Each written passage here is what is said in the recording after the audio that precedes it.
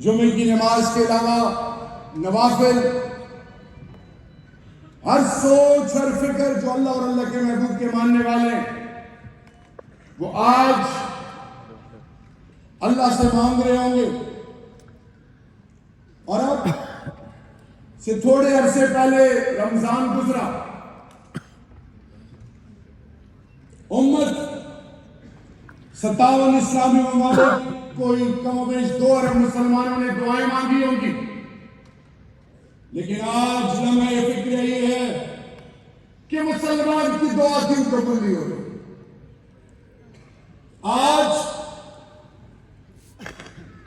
کیوں اس وقت میری بہن کو، ہر سپیکر کو یہ کہنا پڑا کہ امت تقسیم ہے اور حکمران خاموش ہے. یاد رکھیے، جب ہونے کا یقین اللہ سے ہو اور حرام اور حلال کی تمیز ہو، جس نے حرام نہ کھایا ہو وہ پھر دنیا کی کسی طاقت سے نہیں ڈرتے. یہ سارے میرے بچے لگے، سارے میرے اسٹوڈنٹ ہیں، باہر بہت سارے سارے ملنے والا. اللہ اور اللہ کے محبوب کے ماننے والوں، 57 اسلامی ممالک کو ہم ایک طرف رکھتے ہیں. وہ افغانستان جو بنیادی طور پہ تہس نہس خدا نخواستہ کر دیا گیا اور انسانی تاریخ کی آدم علیہ السلام سے لے کر اب تک کنونشنل نان کنونشنل ایسا اسلحہ کبھی بنی نوع انسان نے نہیں دیکھا جو کہ آج کی مہذب سو کال مہذب دنیا، دا پراسپرس ورلڈ، جو دنیا کو تگنی کا ناچ نچاتی اپنے مفادات کے لیے، اس نے ایسے ہتھیار بنائے کہ انسانیت حیران ہے. لیکن جب اللہ سے ہونے کا یقین ہو تو پھر وہ جن کی شاید پاؤں میں چپلیاں نہ ہو، چادر نہ ہو، 2 وقت کی روٹی نہ ہو، پھر وہ میرا افغانستان کا باسی، چاہے ترکمنستانی ہو، چاہے وہ پشتون ہو، چاہے وہ ہزارے ہو، چاہے وہ کسی سوچ کا ہو، پھر دنیا کو ثابت کرتا ہے کہ نیٹو وہاں سے بھاگتی ہے اور افغانستان اپنی جگہ قائم دائم رہے اور رہے ہیں. میرے پاکستانیوں، آج لمحہ فکریہ یہ بھی ہے، غور سے سنیے. حرم شریف، مسجد نبوی، قبلہ اول، تمام مدارس، تمام مساجد، وہ علماء کرام جو وارثین انبیاء کرام ہیں، ہم ان کے پاؤں کے خاک کے برابر نہیں. وہ جب دوائی استعمال کرتے ہیں مساجد مدارس میں، اللہ کے گھروں میں ٹیکنالوجی استعمال کرتے ہیں، یا حج اور عمرے کے لیے یا بیرون سفر کہیں جاتے ہیں، یا کوئی موبائل یا کوئی اور دنیاوی لحاظ سے چیز استعمال کرتے ہیں، اس کا بنانے والا اللہ کے بعد تو غیر ہے. ہم تقریریں آ کے کر کے جھاڑ کے جا رہے ہیں. سلوشن کیا ہے؟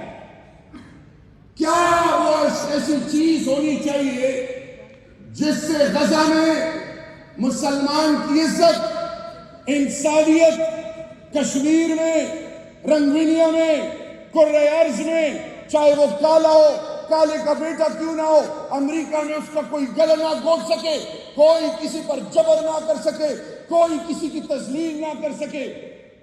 یہ سوچ کہاں سے آئے گی میرے پاکستانیوں؟ یہ سوچ تب آئے گی جب اللہ قرآن میں کہتا ہے کہ تمہیں میں نے اپنا نائب بنا کے بھیجا، جاؤ دنیا کو مسخر کرو. ہم قرآن سے کٹ گئے، دین سے کٹ گئے، ہم لا الہ الا اللہ محمد رسول اللہ کے دعوے دار. قرآن مجید کی جو حرمتی ہوتی ہے، 57 اسلامی ممالک خاموش. مسلمانوں کی بنیاد کے خلاف فیصلے ہوتے، ہم خاموش. اتنی جرأت نہیں کہ کوئی آواز اٹھا سکے. تو پھر میں کہوں گا، بلند بام کہوں گا کہ پھر ہر دور میں اللہ نے لیے موسیٰ پیدا کیا. اور آج کیا وجہ ہے کہ کس لیول میں ایک آواز آ رہی ہے عمران خان عمران خان عمران خان. وہ کیوں آ رہی ہے؟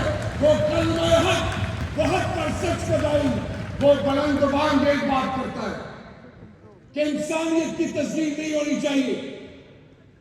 اینڈ دا میسج یہاں سے حسن رسول اللہ کو بھی سلام ہے، آپ کے تمام کی اسٹیک ہولڈرز کو سلام ہے.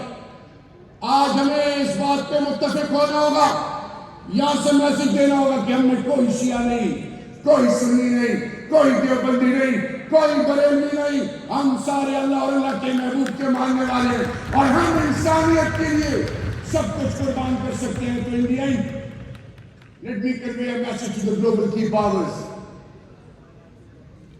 31 سے 33 ہزار کم و بیش لاشیں نظر نہیں آ رہی، جس میں 17,000 بچے. UN ریزولوشنز اور اقوام متحدہ کیا انسانیت کی بنیادوں کو آپ نے پامال کر دیا. So the message is very, very loud and clear to the global key stakeholders. آپ نے لیگ آف نیشن کے بعد UN بنایا تھا کہ دنیا میں امن آئے، دنیا میں امن برابری کی سطح پہ آتا ہے، ہر انسان کی عزت ہو. اور یہ پاکستان آپ کو میسج دیتا ہے کہ ہم انسانیت کے لیے، غزہ کے لیے، کشمیر کے لیے ایک ہیں. ہم سب مل کر ان کی آواز بنیں گے، اور اگر کوئی ہمیں اس کے لیے روکنا چاہے سر کٹوا دیں گے. لا الہ الا اللہ کا حق علم، کبھی بھی اس پر سودے بازی نہیں کریں گے، اور یہ ہمارا ایمان اور یقین ہے. So the world needs to know that Pakistan is the baseline for entire humanity. Pakistan believes in humanity.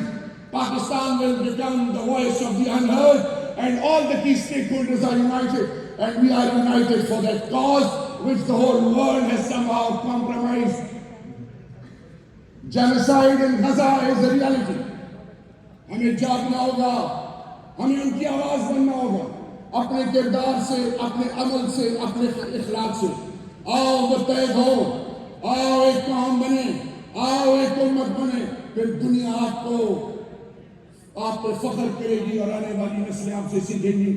انسانیت، پاکستان، غزہ، تمام امت اور انسانیت ہمیشہ کے لیے زندہ باد اور پائندہ باد. Thank you so much.